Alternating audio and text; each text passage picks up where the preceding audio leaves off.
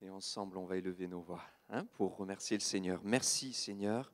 Nous voulons ensemble proclamer ta gloire, ton autorité, ta souveraineté, ta sainteté, ta domination au-dessus de toute chose. Ton amour et ton œuvre que personne ne peut détruire. Seigneur, tu viens bientôt. Alléluia, et nous voulons que tu puisses trouver en nous des hommes et des femmes qui sont prêts, des enfants de Dieu qui sont restés fidèles et attachés à toi, qui t'aiment de tout leur cœur, de toute leur âme, de toute leur force, de toute leur pensée. Merci de remplir nos cœurs de ta présence, de remplir ce lieu de ton Esprit Saint, de diriger toutes choses encore pour la suite. Nous nous attendons à toi en Jésus-Christ et nous disons Amen. Amen. Alléluia. On est très heureux de pouvoir vivre ces moments et de pouvoir célébrer le repas du Seigneur, sa mort et sa résurrection, de pouvoir chanter ensemble les louanges d'un Dieu qui est vivant et qui est ressuscité, et aussi d'écouter la voix du Seigneur, la parole de Dieu, qui va nous être annoncée dans un instant. Moi, je vous ferai les annonces à la fin du culte, mais voilà, dès maintenant, je vous invite à être attentifs, à l'écoute de la voix du Seigneur, qui va retentir au travers de la parole de Dieu que va nous apporter Samy Zokola dans un instant. Voilà, Samy est prédicateur, vous savez, à la jeunesse depuis déjà des années. Et là, je lui ai proposé, j'avais à cœur de pouvoir lui laisser la possibilité aussi d'apporter ce qu'il avait reçu sur son cœur pour l'Église. Soyons attentifs et rappelons-nous que c'est Dieu qui parle au travers de son serviteur, que le Seigneur vraiment maintenant nous bénisse et nous conduise dans sa parole. Je vais vous inviter à vous recueillir avec moi et on va demander au Seigneur de bénir ces instants maintenant de partage de la parole de Dieu. Seigneur, nous sommes là devant toi et nous savons que ta parole est la vérité. Toi-même, tu l'as dit avec cette force et cette conviction à tes disciples qui étaient là autour de toi. Et tu leur as dit que ta parole était la vérité. Pour nous, elle est cette nourriture. Elle est cette épée à double tranchant. Ta parole est cette semence qui, plantée dans les cœurs, va aussi porter du fruit. Alors nous voulons être tout oui. Nous voulons réellement, Seigneur, avoir des cœurs bien disposés et ouverts à ce que tu veux nous dire. Merci, Seigneur, pour ta grâce et ta faveur. Dans le nom de Jésus-Christ, nous savons que tu as déjà béni Samy, que tu as déjà déposé sur son cœur ta pensée et que tu le oins de ton esprit au nom de Jésus. Amen.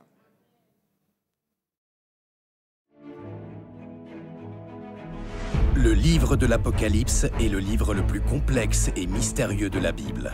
Il fascine par ses effrayantes prophéties sur la fin des temps.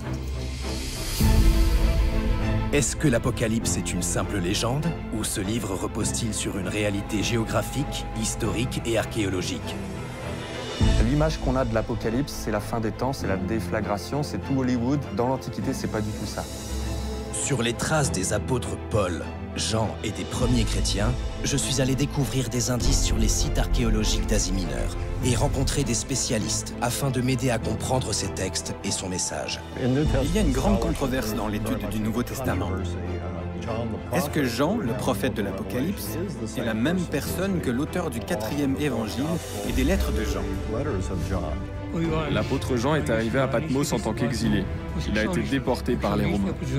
Ce livre est présenté comme une révélation du Christ et commence par une série de 7 lettres écrites à 7 églises se trouvant toutes en Turquie actuelle. Qui sont ces 7 églises? Ont-elles quelque chose à nous dire aujourd'hui?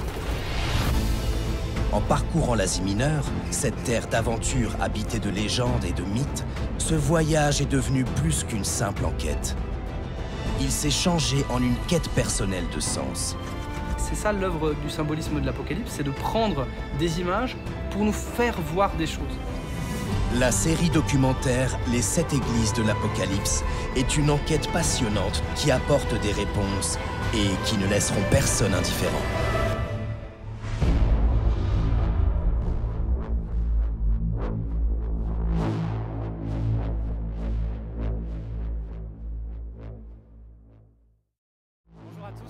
J'espère que vous allez bien ce matin. Je suis très heureux de pouvoir apporter la parole de Dieu pour la première fois à l'Église. Vous l'avez compris, on va parler des 7 églises de l'Apocalypse. Les 7 églises de l'Apocalypse. Alors bien sûr, on ne va pas voir les 7 églises ce matin, ça ferait beaucoup. Mais on va se concentrer sur une église. La première église auquel Jésus a parlé, c'est l'église d'Éphèse. On sait que l'Apocalypse, par l'intermédiaire du cinéma, par l'intermédiaire des médias, a changé de connotation. C'est un mot qui a changé de connotation. Aujourd'hui, quand on pense à l'Apocalypse, on pense que c'est la fin des temps, la fin du monde, la catastrophe finale. Sauf que l'Apocalypse, ça veut dire révélation. C'est dévoiler ce qui est voilé, découvrir ce qui est couvert. Quand on parle de l'Apocalypse dans la Bible, il s'agit du dévoilement, de la révélation des choses qui étaient jusque-là cachées concernant l'avenir de la fin des temps. Et l'Apocalypse, pour les chrétiens de l'Église primitive, pour les apôtres, pour les premiers disciples, l'Apocalypse, c'était une bonne nouvelle. Bonne nouvelle pourquoi ? Parce que Jésus revient. Est-ce que nous croyons toujours que Jésus va revenir un jour ? Alléluia, nous attendons ça. Nous attendons qu'il revienne.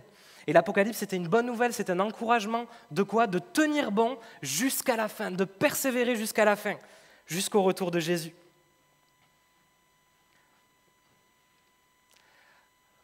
Donc au début de ce livre, Jean a une révélation de Jésus. Première église, c'est Éphèse. Les autres églises sont là, Smyrne, Pergame, Thyatire, Sardes, Philadelphie, Laodicée. Ça forme une boucle, vous le voyez, il y a exactement 7 églises. Je crois que bien sûr, ces lettres ont été vraiment pour cette église, pour ces 7 églises. Il y avait vraiment un contexte qui était là. Mais le chiffre 7 représentant le chiffre de la plénitude, aujourd'hui, ces messages aussi nous sont adressés. Je crois que c'est un message réellement prophétique pour l'Église aujourd'hui, l'Église de nos jours. Toutes ces lettres viennent nous parler à nous aujourd'hui, qui sommes ici ce matin. Elles ont pour but d'exhorter, d'avertir, de reprendre le croyant au fil des temps pour encourager sur le chemin de la vie avec Dieu. Donc l'Apocalypse, c'est un message plus que pertinent. Dans sa première lettre, Jésus s'adresse à l'église d'Éphèse, qui était la plus grande métropole de l'Asie mineure. Mais ce n'est pas tout. C'était la capitale du paganisme. C'était la capitale de l'occultisme et des pratiques antiques magiques. Et qu'est-ce qu'il y avait dans cette ville ? Il y avait une église qui brillait. Jésus dit, il y avait un chandelier. Il y avait un chandelier. Le chandelier, qu'est-ce qu'il fait ? Le chandelier, il brille. L'église doit briller. Le titre du message ce matin, c'est « Éphèse, n'aurais-tu pas oublié l'essentiel ?» Et donc on va lire dans le livre de l'Apocalypse, chapitre 2, versets 1 à 7, cette lettre à l'église d'Éphèse.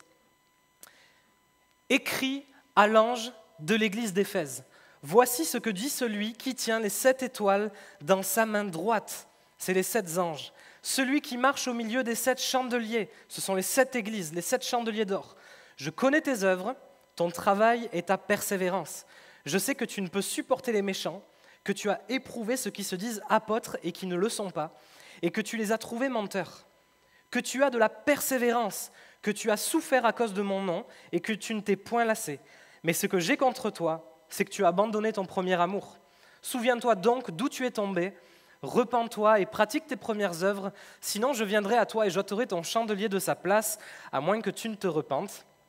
Tu as pourtant ceci, c'est que tu hais les œuvres des Nicolaïtes, œuvres que je hais aussi, c'est Jésus qui parle, que celui qui a des oreilles entende ce que l'Esprit dit aux églises, à celui qui vaincra, je donnerai à manger de l'arbre de vie qui est dans le paradis de Dieu. Amen.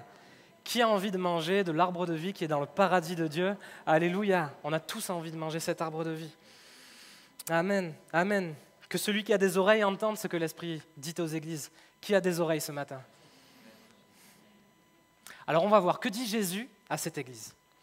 Donc le début de cette lettre adressée à l'église vraiment d'Éphèse est vraiment élogieux. Premièrement, Jésus dit « je connais ». Il est celui qui connaît toutes choses, il connaît tout Jésus, il connaît tout. On ne peut rien lui cacher, il connaît tout de nous. Il ne regarde pas ce qui frappe les yeux, mais il regarde en profondeur. Il regarde les cœurs, il regarde nos motivations, il sait tout. Il regarde l'être du paraître, il voit ce que les hommes ne voient pas. Et là, qu'est-ce qu'il voit ? Jésus reconnaît les œuvres de cette église. Je connais tes œuvres, ton travail et ta persévérance. L'église d'Éphèse devait être peut-être une église qui était dans les œuvres, une église qui était en marche. Il y avait pas mal d'événements, les chrétiens étaient impliqués dans le service pour le Seigneur. Je connais tes œuvres, il y avait des œuvres. Rien ne laisse à supposer qu'il y avait un souci de ce point de vue-là. Jésus reconnaît la doctrine de cette église. il lui dit « Je sais que tu ne peux supporter les méchants. Tu as éprouvé ceux qui se disent apôtres et qui ne le sont pas, et que tu les as trouvés menteurs. » Cette Église, elle reconnaît les imposteurs, elle reconnaît les faux docteurs, elle reconnaît les méchants. Théologiquement parlant, c'est une Église qui a une doctrine solide. Elle a un bon discernement et elle doit sûrement enseigner aux brebis de bonnes choses. Elle doit sûrement enseigner la parole de Dieu, des bonnes bases théologiques fondamentales aux brebis, des bons principes spirituels.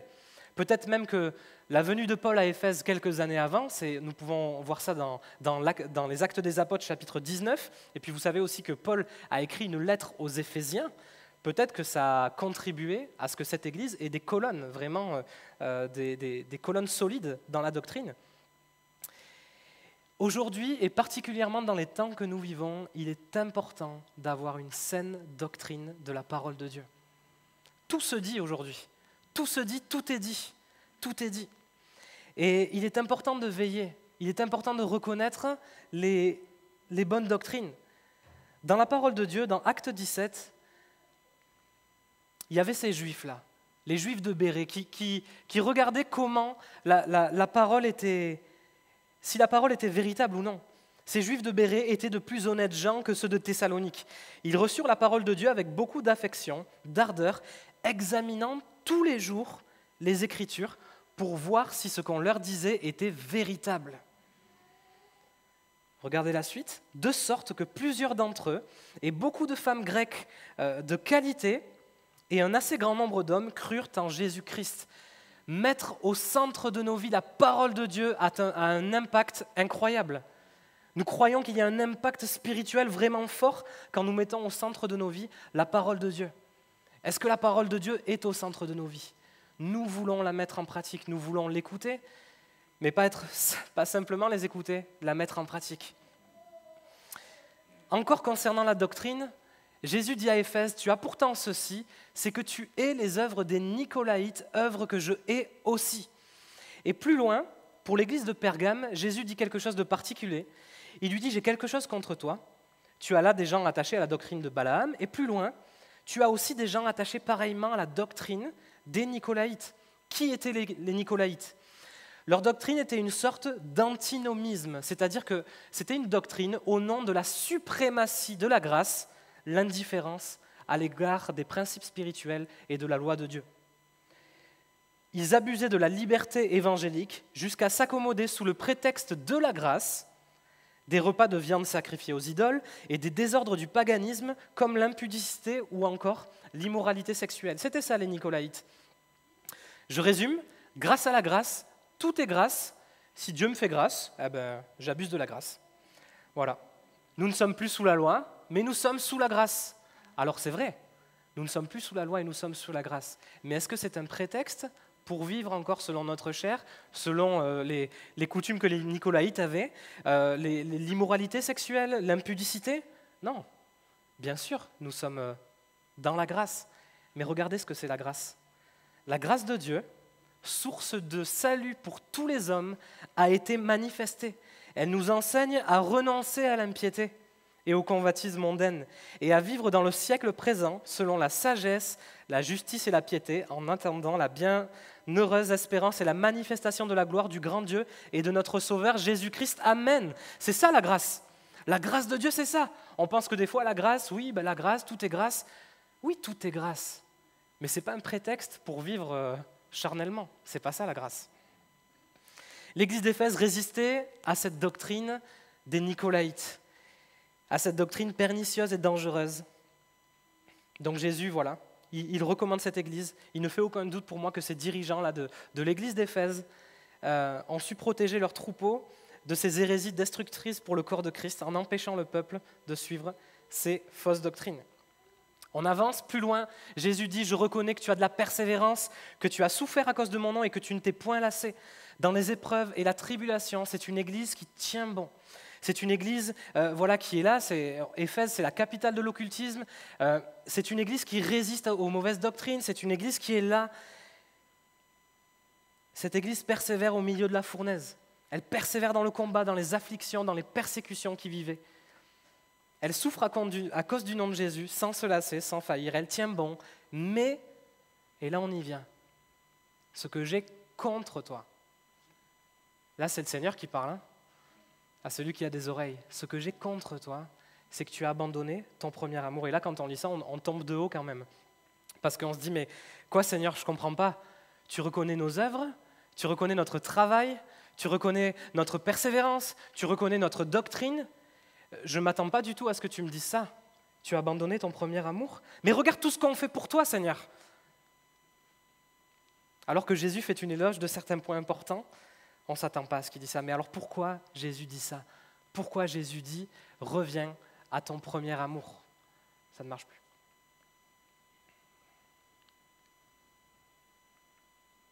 Ok. Vous vous souvenez du plus grand commandement de Jésus dans la parole? Jésus dit, on peut aller à la suite, « Tu aimeras le Seigneur ton Dieu de tout ton cœur, de toute ton âme et de toute ta pensée. » C'est le premier et le plus grand commandement. Le premier et le plus grand commandement de la parole de Dieu. Tu aimeras le Seigneur ton Dieu de tout ton cœur, de toute ta force, de toute ta pensée. Pourquoi Jésus dit ça? Nous retrouvons ce principe également dans la première alliance de Dieu faite avec Israël.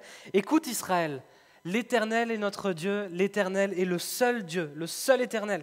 Tu aimeras l'Éternel ton Dieu de tout ton cœur, de toute ton âme et de toute ta force. Ces commandements que je te donne aujourd'hui seront dans ton cœur, tu les inculqueras à tes enfants, tu en parleras quand tu seras dans ta maison, quand tu iras en voyage, quand tu te coucheras, quand tu te lèveras, tu les liras comme un signe sur tes mains, ils seront comme des frontaux entre tes yeux, tu les écriras sur les poteaux de ta maison et sur tes portes. Mais qu'est-ce que ça veut dire tout ça? Aujourd'hui, plus que la pratique, on veut retenir le principe spirituel de ces choses. Ça veut dire que tu ne devras jamais oublier ce commandement. Tu aimeras le Seigneur ton Dieu de tout ton cœur, de toute ta force et de toute ta pensée. On peut passer à la diapositive suivante. Aujourd'hui, dans la tradition juive, nous retrouvons ce petit boîtier-là. Je ne sais pas si vous connaissez, ça s'appelle une mezouza. C'est un linteau, en fait, un montant de porte. Et on le retrouve aujourd'hui dans certaines maisons juives aujourd'hui. C'est un petit boîtier fixé à l'entrée des maisons et dans toutes les pièces de vie par rapport justement au verset que nous venons de lire. Tu les écriras sur les poteaux de ta maison et sur tes portes. C'est pour ça qu'on retrouve ça aujourd'hui dans la tradition juive. Vous savez ce qu'il y a à l'intérieur de cette mezouza? Il y a un parchemin. Avec quoi? Avec écrit ce verset. Tu aimeras le Seigneur ton Dieu de tout ton cœur, de toute ta force et de toute ta pensée. Autrement dit, il ne faut jamais que tu oublies ça. Tu prends ça chez toi, tu prends ça dans toutes les pièces de vie de ta maison. Aujourd'hui, ce principe est ancré dans nos cœurs. Il est dans nos cœurs. Seigneur, on veut t'aimer. On peut reconnaître la lettre Shin en hébreu sur cette mezouza qui correspond à la première lettre du verset. Écoute Israël, Shema Israël. Shema Israël. Écoute Israël. C'est la première chose que Dieu nous demande avant de faire quoi que ce soit d'autre, aimer Dieu et vivre dans une réelle relation avec lui. L'apôtre Paul dira dans sa première lettre aux Corinthiens, chapitre 13, « Quand je parlerai la langue des anges, la langue des hommes et des anges, si je n'ai pas l'amour, je suis un airain qui résonne, une cymbale qui retentit. Quand je distribuerai tous mes biens pour la nourriture des pauvres, quand je livrerai même mon corps pour être brûlé, si je n'ai pas l'amour, cela ne me sert de rien. » On connaît ces versets par cœur. L'amour est important, l'amour c'est la base.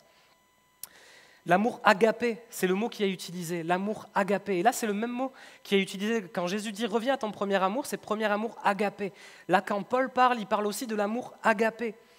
Et c'est de cet amour que Dieu nous aime, c'est de cet amour que nous devons l'aimer, et c'est un amour tellement profond et puissant. Et nous avons besoin de l'amour de Dieu pour l'aimer comme il se doit, et pour l'aimer et pour aussi aimer les autres. Jésus résume la loi et les prophètes par ces deux commandements. Tu aimeras le Seigneur ton Dieu de tout ton cœur, toute ta force, toute ton âme et ta pensée, et tu aimeras aussi les autres. Tu aimeras aussi les autres. J'aimerais pouvoir vous dire aussi que l'action, nos œuvres, notre service ne doit jamais remplacer notre communion avec Dieu. On ne sert pas Dieu sans communion. Dans cette lettre, Jésus nous montre que cette église d'Éphèse faisait plein de bonnes choses, sans être forcément dans le premier amour que Dieu veut qu'elle ait. Une église qui n'a pas en son cœur l'amour de Dieu, c'est une église quand même qui dévie un petit peu du plan de Dieu. Et c'est pas forcément les œuvres, ce ne sont pas forcément le signe d'une église en bonne santé. Ça ne veut pas dire qu'une église a plein d'œuvres, que c'est le signe d'une église en bonne santé. On ne mesure pas la bonne santé d'une église avec le nombre d'actions, le nombre d'œuvres qu'elle met en place. Nous mesurons la bonne santé d'une église par quoi? Par sa proximité à Jésus, sa proximité, son intimité avec le Seigneur. Si l'action remplace ma communion, je peux tomber dans l'activisme, c'est-à-dire servir sans prendre le temps d'être renouvelé. Mais à un moment donné, nos services, nos œuvres, on veut qu'elles soient spirituelles, je crois, non? On a besoin qu'elles soient spirituelles, on a besoin d'être renouvelés dans nos forces, nos propres capacités. Si je ne prends pas le temps de venir au pied de Jésus pour mon service, pour mes œuvres, avec quoi je le sers? Mes propres forces, ma propre intelligence, mes propres pensées, mes propres capacités? Comment puis-je lui rendre un service agréable si je ne prends pas le temps à l'Esprit Saint de me renouveler? Le problème, bien entendu, je ne dis pas que le service c'est mal. En aucun cas. En aucun cas.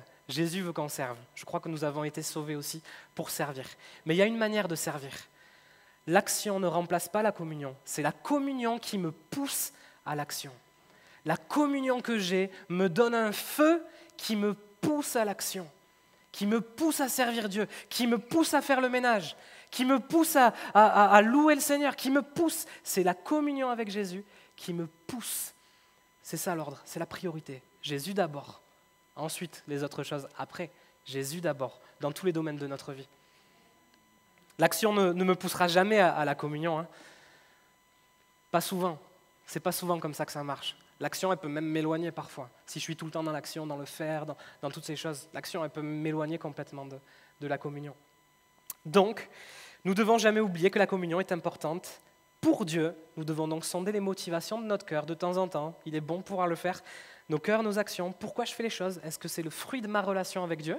Ou est-ce que je fais les choses parce qu'il faut les faire? D'ailleurs, où j'en suis avec Dieu? À quelle place est-il dans ma vie? Dieu a toujours été attaché à la relation avec l'homme. C'est la première des choses. Il a créé Adam, il a créé Ève, ils étaient en relation ensemble, en parfaite harmonie dans le jardin des délices, le jardin d'Éden. Ils étaient en parfaite harmonie, parfaite communion, jusqu'à ce que, bien sûr, vous savez la suite, ils chutent en désobéissant au Seigneur. Notre relation pour Dieu, elle est primordiale avec lui, essentielle, elle passe avant tout, bien au-delà de ce que je peux faire pour lui. Dieu est intéressé, premièrement, par mon intimité avec lui. L'intimité avec Jésus est la priorité. Jésus est le chemin, la vérité et la vie. Nul ne vient au Père que par lui. Jésus est le chemin qui mène au Père. Dieu a envoyé Jésus pour que justement cette relation entre l'homme et Dieu puisse être restaurée. Et oublier ça, peut-être, c'est parfois oublier le sacrifice de Jésus. On ne veut pas oublier le sacrifice de Jésus. Le sacrifice de Jésus nous a permis aujourd'hui d'être en relation avec le Père. Par toi, Jésus, j'accède au Père. L'amour que j'ai pour mon Dieu donc, ne se révèle pas tellement dans le temps que dans ce que je vais faire, mais dans le temps que je vais prendre avec lui. Vous connaissez bien ce texte entre Marthe et Marie. Jésus était en chemin avec ses disciples, il entra dans un village et une femme nommée Marthe le reçut dans sa maison. Elle avait une sœur nommée Marie qui s'étant assise aux pieds du Seigneur, écoutait sa parole. Marthe, occupée à divers soins domestiques, survint et dit « Seigneur, cela ne te fait-il rien que ma sœur me laisse seule pour servir? Dis-lui donc de m'aider. » Le Seigneur lui répondit « Marthe, Marthe, tu t'inquiètes et tu t'agites pour beaucoup de choses. Une seule chose est nécessaire. Marie a choisi la bonne part qui ne lui sera point ôtée. Amen. Amen, amen. » Je pense que Marthe, souvent on dit, voilà, Marthe, oh là là, Marthe, je pense qu'elle avait de bonnes intentions. Il y avait quand même Jésus qui était chez elle, elle voulait préparer le couscous, elle voulait préparer les boulettes, que tout soit nickel. Vraiment, elle a fait le ménage dans la maison. Je pense qu'elle avait vraiment de bonnes intentions, vraiment. Mais Jésus, il la reprend, pas pour la casser, mais il la reprend parce qu'il veut lui dire quelque chose de particulier. Il lui dit là, à ce moment précis, une seule chose est nécessaire, et Marie a choisi la bonne part, celle qui ne lui sera jamais ôtée. Marie était à mes pieds, on le voit, Marie écoutait la parole du Seigneur. Et c'est ça en fait, il y a des temps dans nos vies où on doit arrêter d'être là dans le faire, dans toutes ces choses, mais on doit prendre le temps d'écouter la parole de Dieu, d'écouter le Seigneur dans nos vies, de se poser avec lui. Et c'est vrai que des fois, quand on est dans le rush, quand tout va vite, on ne prend pas le temps. Mais Seigneur, donne-nous d'avoir du temps pour toi. Donne-nous d'avoir du temps pour toi. Tout au long de la parole, Dieu reproche souvent au peuple d'Israël, à travers la bouche des prophètes, qu'ils ont abandonné Dieu, qu'ils l'ont même trompé. Le mot est fort. Dieu a toujours été sensible à la relation que le peuple avait avec lui. Il n'a pas hésité à leur dire à plusieurs reprises que le peuple s'était éloigné de lui. Et Dieu ne reste toujours pas insensible à cela aujourd'hui. Dieu aime la relation qu'on a avec lui. Et regardez ce qu'on trouve dans Jérémie 2. « Mon peuple a commis un double péché, donc le peuple d'Israël. Ils m'ont abandonné, moi qui suis une source d'eau vive. » Pourquoi ? C'est ça le double péché. Pourquoi ? Pour se creuser des citernes crevassées en plus qui ne retiennent pas l'eau. Rien ne peut remplacer Jésus. Rien ne remplace Jésus. Il est la source d'eau vive. Il est la source de vie. Rien ne le remplace. S'il y a quelque chose qui vient remplacer Jésus, ne croyons pas que nous allons être abreuvés par cette chose qui nous remplace. Dans l'évangile de Jean, nous trouvons, Jésus dit « Je suis la source d'eau vive, celui qui a soif, qu'il vienne à moi et qu'il boive. » Celui qui a soif, qu'il vienne à moi et qu'il boive. Seul Dieu, seul Jésus peut nous abreuver. Le problème quand on abandonne Dieu et quand on l'abandonne, quand on s'éloigne de lui, c'est que ça implique toujours quelque chose d'autre. Ça implique toujours un remplacement. Ça peut avoir de graves conséquences sur notre foi. Il y a quelques signes sur cette route de l'abandon du Seigneur qui peuvent nous alerter, qui nous montrent que nous commençons à dévier pour notre amour pour Dieu. Nous pouvons désobéir volontairement. Nous pouvons commencer à tolérer le péché. Nous pouvons commencer à perdre la crainte de Dieu. Nous pouvons commencer à devenir tièdes, à nous éloigner de lui, à être dans une religion, dans le mauvais sens du terme, bien sûr, dans la religiosité. Nous pouvons nous endurcir, ne plus être touchés par Dieu à chaque fois qu'il nous parle. Nous perdons la soif, nous perdons le feu. Jésus dit quand même, ce que j'ai contre toi, c'est que tu as abandonné ton premier amour. Il dit bien ce que j'ai contre toi. Et plus loin, il dit quoi ? Sinon, je viendrai à toi, dans Apocalypse 2, verset 5, j'ôterai ton chandelier de sa place à moins que tu ne te repentes. C'est important pour Dieu. Mais pourquoi ? Parce que lorsque nous abandonnons Dieu, lorsque nous ne sommes plus dans le premier amour, c'est une route, c'est une descente. C'est une descente qui peut nous mener vraiment loin de Dieu. Loin de Dieu, ce qui peut vraiment nous mener loin de sa présence, loin de l'intimité. Et donc Dieu enseigne à ce moment-là. S'il dit « j'ôterai ton chandelier de sa place », c'est parce que c'est toi qui auras abandonné cette communion avec le Seigneur. Dieu n'abandonnera jamais sa communion avec nous. C'est nous parfois qui disons demain, Seigneur, peut-être, après-demain. Peut-être que la multiplication des activités, c'est pas écrit, hein. Peut-être que cette multiplication des activités, du service, les a coupés de l'essentiel, c'est-à-dire de leur communion avec le Seigneur. Mais vraiment, frères et sœurs, prenons le temps d'être renouvelés dans notre vie, de prendre le temps avec le Seigneur, de prendre le temps avec Dieu. Le plus important, c'est l'amour. Ce n'est pas pour rien que je crois qu'Éphèse est la première église citée, parce que l'amour, c'est la base. L'amour de Dieu, l'amour pour Dieu, c'est la base. Nous devons aimer Dieu et aimer les autres comme Jésus nous a aimés. Comment on le fait ? Avec nos forces ? Non. On a besoin de prendre le temps avec Dieu dans sa présence. J'aimerais vous dire qu'il y a une solution. Et il y a toujours une solution avec le Seigneur. Le Seigneur ne dit pas les choses pour dire simplement « voilà, je te condamne ». Il y a une solution. Et quand Dieu nous reprend, il ne faut pas oublier que Dieu ne pose pas une condamnation sur nous, en nous laissant comme ça, mais pas du tout. Dieu le fait pour notre bien. Il le fait parce qu'il nous aime. Nous voyons dans la lettre aux Hébreux, c'est un verset qui est pris des Proverbes. « Mon fils, ne méprise pas le châtiment du Seigneur et ne perds pas courage lorsqu'il te reprend, car le Seigneur châtie ceux qu'il aime. » Mais pourquoi ? Juste pour... Non, parce qu'il nous aime. Et à un moment donné, quand on est de travers, il nous dit « Non, reviens là, ne dépasse pas cette ligne-là, orange. » Il nous dit de revenir quand on dépasse. Il nous dit de revenir. Patrick me dit de revenir là. L'Église n'a pas perdu son premier amour. Elle n'a pas perdu comme on perd ses clés ou comme on perd... Non, elle n'a pas perdu, elle a abandonné. Ça veut dire quoi ? Ça veut dire qu'elle est responsable de l'abandon, mais si elle a abandonné, ça veut dire aussi qu'elle peut le retrouver. Elle ne l'a pas perdu à tout jamais. Elle peut le retrouver. Et donc, Dieu ne nous laisse pas tout seuls comme ça à nous débrouiller. Il y a un Père qui prend soin de nous, qui nous conseille et nous montre le chemin à suivre. Et là, il y a le chemin de Dieu dans ce que nous venons de lire. Il y a le chemin. Verset 5, « Souviens-toi donc d'où tu es tombé. Repens-toi et pratique tes premières œuvres. » Il y a un chemin, souviens-toi, repens-toi et pratique tes premières œuvres. Souviens-toi, c'est quoi ? C'est une phase d'introspection. C'est vraiment peut-être bon de se poser parfois les bonnes questions. Seigneur, où j'en suis avec toi ? Seigneur, est-ce que j'avance toujours ? Est-ce que comme je suis aujourd'hui, c'était comme le jour de ma conversion ? Ou quand même j'étais là, je t'aimais, j'avais un feu, je me suis donné parce que je t'aimais. Le baptême, c'est ça. Le baptême, c'est parce qu'on aime Dieu, on s'engage avec lui. Est-ce qu'aujourd'hui, je suis toujours dans ça ? Est-ce que je n'ai pas oublié ça ? Donc c'est bien de se poser ces questions des fois. Seigneur, est-ce que je passe du temps toujours dans ta présence ? Est-ce que je prends le temps ? Qu'est-ce qui m'a fait peut-être abandonner mon premier amour ? Il est important de se souvenir d'où nous sommes tombés pour l'étape d'après, qui est se repentir.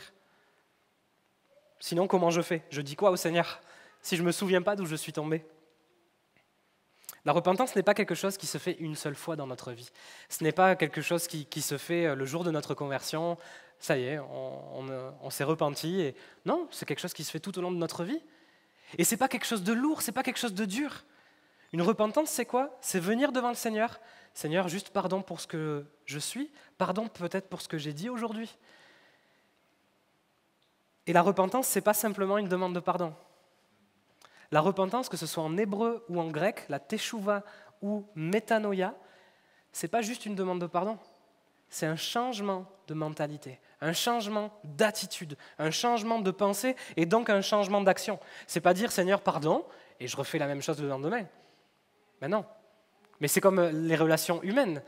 Pasteur, pardon, voilà, et le lendemain, je refais la même chose. C'est pareil. Non. Regardez la puissance de la repentance et du pardon de Dieu.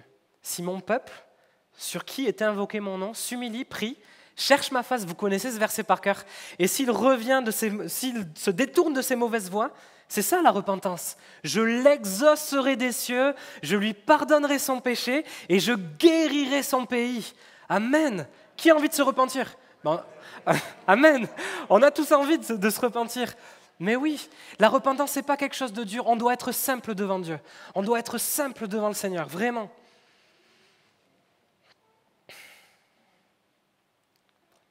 La suite, pratique tes premières œuvres.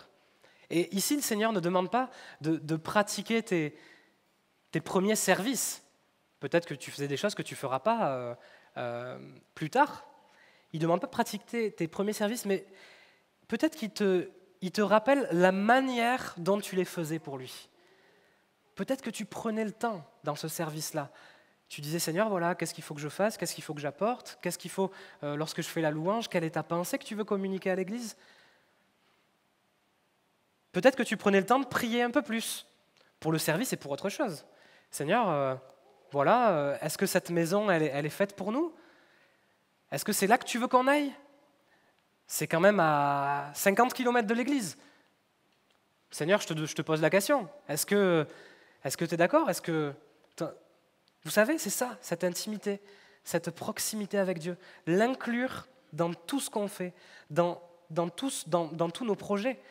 Et on veut laisser Seigneur dans les projets que nous avons, on veut que le Seigneur parle dans nos projets. On veut qu'il nous dirige, on veut qu'il nous conduise. Pourquoi ? Parce que si c'est lui qui le fait, ce sera mieux pour nos vies. On a envie que le Seigneur nous conduise dans tout ce qu'on fait, dans tout ce qu'on dit. Rappelle-toi de peut-être la manière dont tu faisais les choses pour le royaume au début. Vraiment, ton premier amour. Tu l'impliquais dans ta vie, voilà. Reviens à l'intimité. Passe du temps à lire sa parole, à lui poser des questions, à l'inclure dans ta vie. Je crois que l'une des manifestations de l'amour n'est pas simplement le fait de faire des choses pour la personne, mais je crois que c'est le fait de passer du temps avec elle. Le fait de passer du temps. Je crois que ça, c'est vraiment une manifestation de l'amour, de passer du temps avec la personne qu'on aime. Jésus passait du temps avec son Père. Il n'hésitait pas, à des moments, à quitter la foule, à quitter même ses disciples, pour passer un temps avec son Père, matin, soir, journée, à un moment donné, Seigneur, paf, Je prends du temps avec toi. Alors après, c'est vrai qu'on a nos vies qui sont de plus en plus remplies. On a beaucoup de responsabilités, je le crois. On a beaucoup de missions, on a des métiers qui nous prennent du temps. Mais je crois qu'on a la possibilité de prendre du temps avec le Seigneur dans la simplicité aussi. À un moment donné, peut-être quand je fais la cuisine, je fais cuire les pâtes, peut-être que je peux avoir une pensée pour le Seigneur. Peut-être que quand je suis en train de conduire, que je vais au travail, peut-être que je peux mettre de la louange et prier et être bien vigilant sur la route. Mais peut-être que je peux penser au Seigneur, vraiment avoir une pensée pour le Seigneur, prendre le temps avec lui. Dieu veut prendre le temps avec nous. Alors Seigneur, sois le maître de nos agendas. Sois le maître de nos agendas. On a des responsabilités, c'est vrai. On a notre famille, on a l'église, on a les enfants, on a plein de choses. Et tout est important. Mais peut-être que le Seigneur va nous aider à gérer notre agenda de manière équilibrée. Nous croyons qu'il peut le faire. Après voilà, peut-être que pour les jeunes ou les moins jeunes, je ne sais pas, peut-être qu'on devrait passer un petit peu moins de temps sur les réseaux sociaux. Ce sont des idées. Peut-être qu'on devrait passer moins de temps sur Netflix, sur toutes ces choses. Peut-être je ne dis pas que ce n'est pas bon, mais peut-être faisons-le avec équilibre.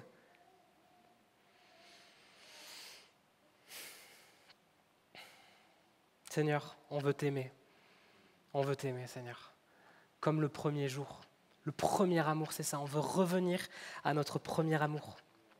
J'en arrive à la conclusion du message. La Bible dit que dans les derniers temps, c'est Jésus qui le dit, dans les derniers temps, l'amour du plus grand nombre se refroidira. C'est quelque chose que Jésus a dit. C'est quelque chose que Jésus avait prédit. Mais ne soyons pas de ceux qui abandonnons notre premier amour. Surtout pas. Surtout pas. La vie chrétienne, ce n'est pas un sprint. C'est pas celui qui arrive en premier qui gagne. C'est celui qui persévère jusqu'à la fin. Persévérons jusqu'à la fin.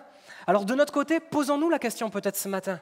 Le titre du message, c'est « Éphèse, n'aurais-tu pas oublié l'essentiel ?» N'avons-nous pas oublié l'essentiel ? Regardez le dernier verset, c'est un verset hyper encourageant. Que celui qui a des oreilles, vous avez tous des oreilles ce matin, entende ce que l'Esprit dit aux églises. À celui qui vaincra, je lui donnerai à manger de l'arbre de vie qui est dans le paradis de Dieu. Le paradis de Dieu. Le message a commencé de manière collective, Éphèse, et il finit à celui qui vaincra. Il finit de manière individuelle. Maintenant, on se pose la question du coup. Seigneur, où j'en suis avec toi ? Où j'en suis avec toi ? Ce verset, ça nous fait penser au jardin d'Éden. Vous vous rappelez, il y avait 2 arbres. L'arbre de la connaissance du bien et du mal et l'arbre de la vie. Au paradis, il ne restera plus qu'un seul arbre. Plus qu'un seul arbre. Et cet arbre-là, c'est l'arbre de la vie éternelle. La vie éternelle. Je crois qu'on a tous envie d'aller au ciel. Donc Seigneur, donne-nous la force de persévérer, de continuer à t'aimer comme le premier jour. Et oui Seigneur, on veut manger de ce fruit-là. On veut manger de ce fruit-là. Vous avez envie de manger de ce fruit-là ? Amen. Alléluia. La vie dans la présence de notre Seigneur et Sauveur Jésus-Christ. Courage, tiens bon. Sois puissamment encouragé ce matin par Jésus. Et ne perdons jamais de vue ce qui est réservé aux élus. Ce qui est réservé vraiment à ceux qui croient en ce que nous venons de lire ce matin. Regardez dans l'Apocalypse 22 par rapport à cet arbre de vie. Il me montra un fleuve d'eau de la vie limpide comme du cristal qui sortait du trône de Dieu et de l'agneau. Au milieu de la place de la ville et sur les 2 bords du fleuve, il y avait un arbre de vie, produisant 12 fois des fruits, rendant son fruit chaque mois et dont les feuilles servaient à la guérison des nations. Il n'y aura plus d'anathème, plus de péché, plus rien. Le trône de Dieu et de l'agneau sera dans la ville, ses serviteurs le serviront et verront sa face et son nom sera sur leur front. Il n'y aura plus de nuit, ils n'auront plus besoin de lampes et de lumière parce que le Seigneur Dieu les éclairera et ils régneront au siècle des siècles. Amen. Prions le Seigneur maintenant. Amen. Seigneur Jésus, nous voulons revenir à notre premier amour. Nous savons que nous avons besoin de toi, Seigneur Jésus, pour t'aimer comme tu le veux, pour t'aimer comme tu le souhaites, Seigneur Jésus. Nous voulons jamais perdre de vue, Seigneur, qu'il est important de t'aimer comme le premier jour, Seigneur Jésus, de t'aimer comme tu le souhaites, comme tu le veux. Nous voulons aimer le Seigneur notre Dieu, l'Éternel, de tout notre cœur, de toute notre âme, de toute notre force, Seigneur Jésus. Et nous voulons, Seigneur Jésus, que de notre amour, de notre communion, de notre intimité avec toi, de notre proximité avec toi, découlent toutes nos actions et toutes nos décisions. Seigneur, vraiment, permets-nous de réaliser ce principe, de le pratiquer, Seigneur mon Dieu, dans nos vies. Merci pour ce que tu fais dans nos cœurs, Seigneur Jésus. Merci parce que tu nous fais avancer. Merci parce que tu nous aimes, Seigneur. Tu nous as aimés le premier. Tu as donné ton Fils Jésus pour que chacun soit sauvé ici ce matin. Seigneur Jésus, nous voulons persévérer dans le salut que tu nous as donné. Persévérer, Seigneur Jésus. Merci pour ce que tu fais. Merci parce que tu nous donnes la méthode. Tu nous donnes, Seigneur, la stratégie. Seigneur, tu es toujours avec nous. Tu es toujours là pour nous. Seigneur, on peut compter sur toi à chaque moment de nos vies. Merci, Seigneur, pour ta présence et ton amour. Amen.